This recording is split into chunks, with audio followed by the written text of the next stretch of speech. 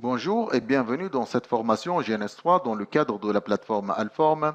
Aujourd'hui, nous allons voir la configuration des commutateurs Ethernet. Passons au plan. Donc tout d'abord, nous allons définir les commutateurs.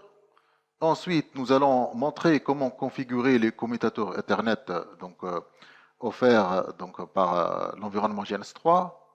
Et enfin, nous allons démontrer les limites des alternatives concernant les commutateurs Ethernet en GNS3.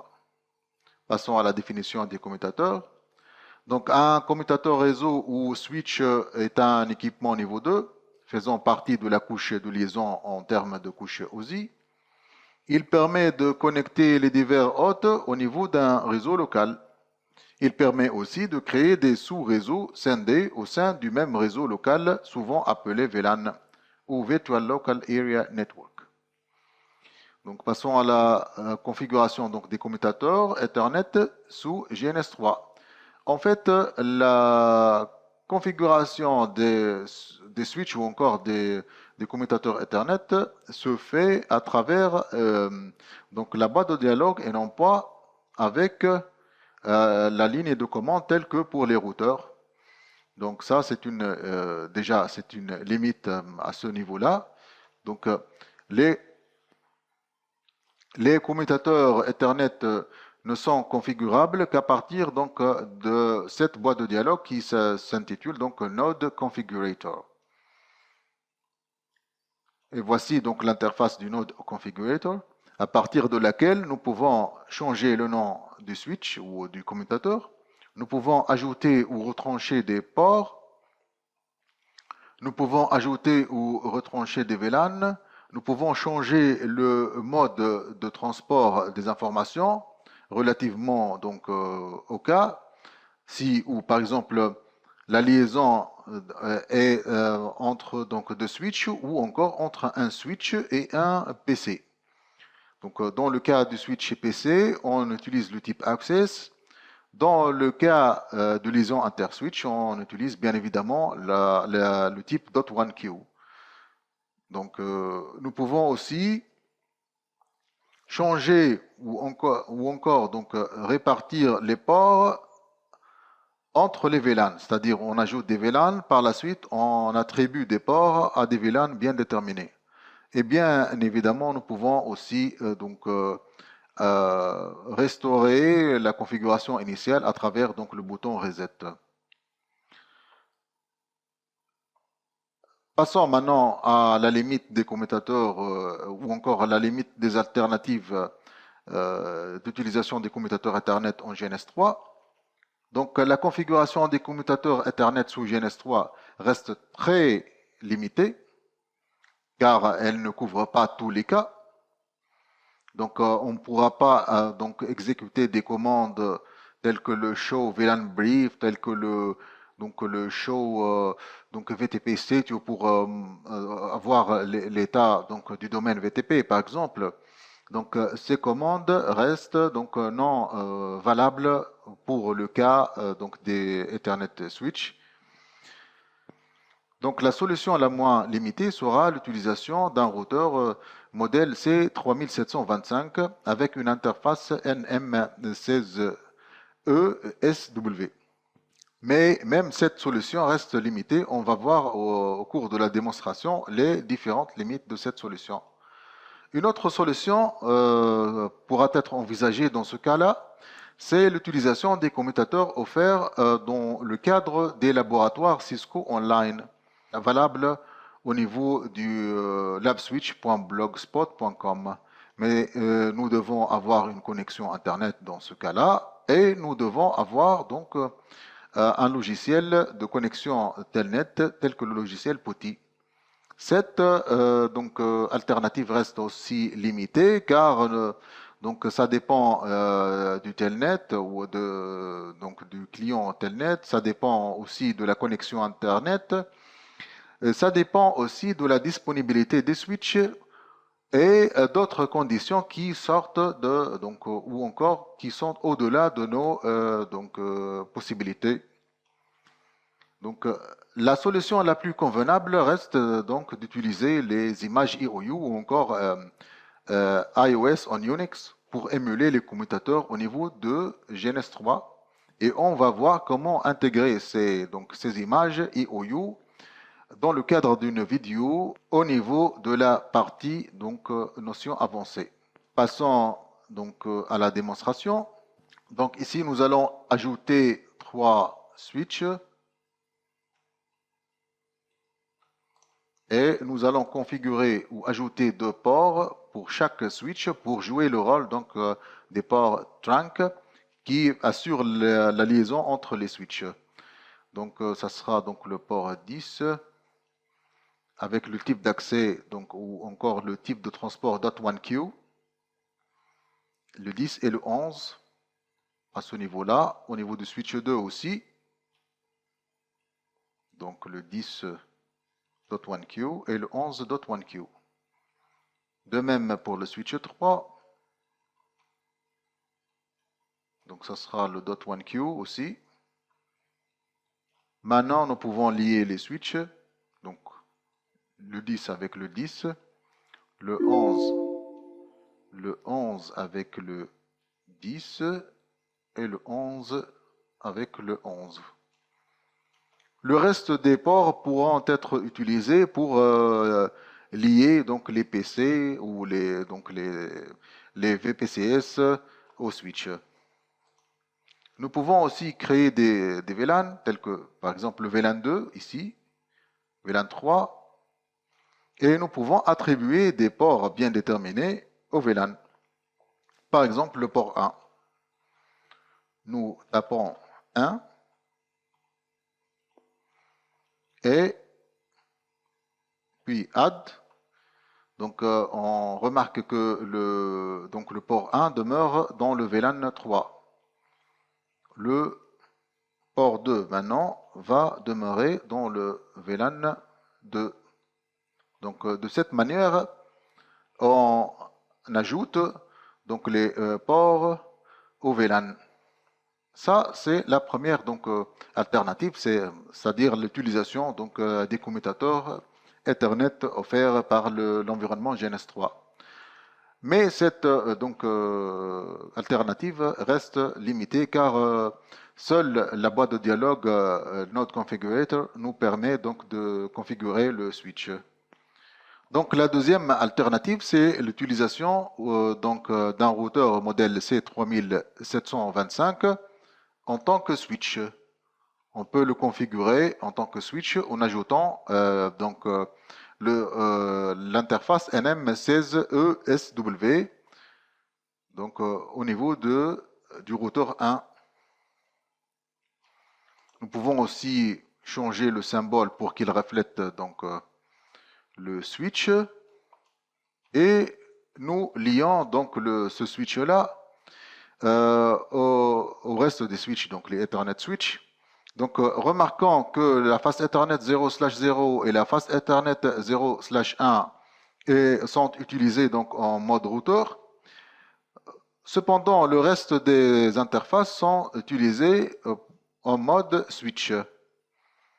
Donc nous lions le routeur R1 via la face Ethernet 1/0 au switch 2. Rappelons que le port 10 est utilisé ici pour la connexion interswitch et la face Ethernet 1/1 au niveau du port 11. Nous allons lancer notre routeur et ouvrir une session de console.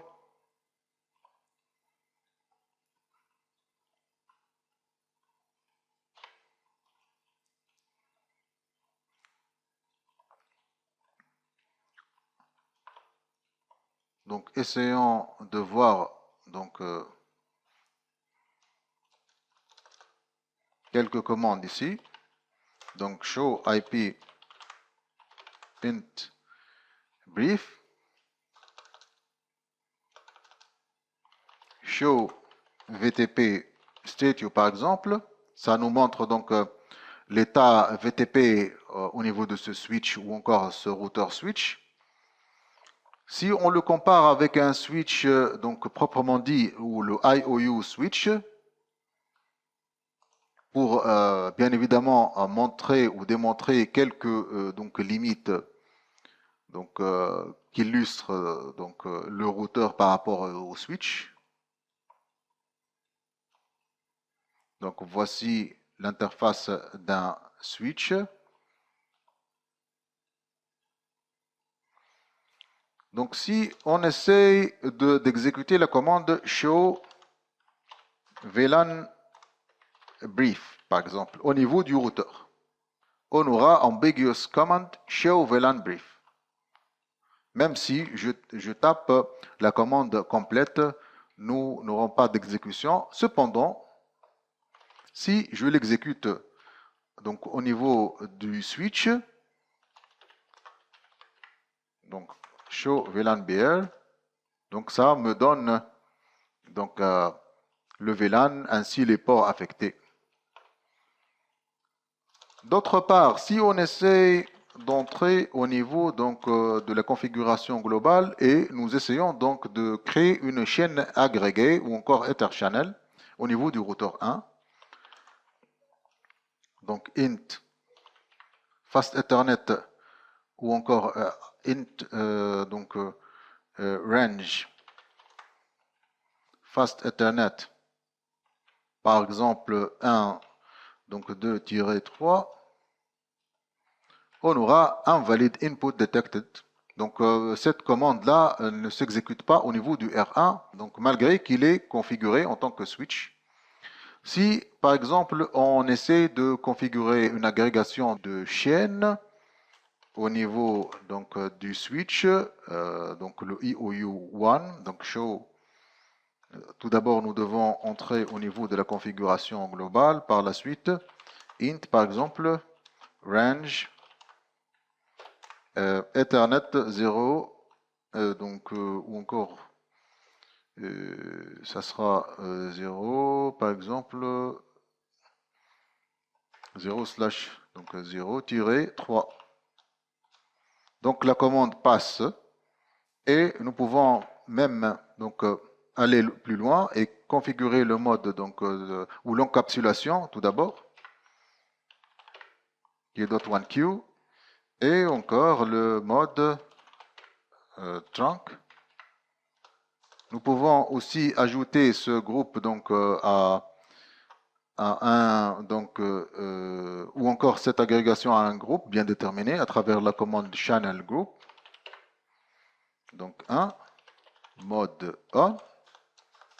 Et voilà, donc le Ether Channel est configuré à ce niveau-là.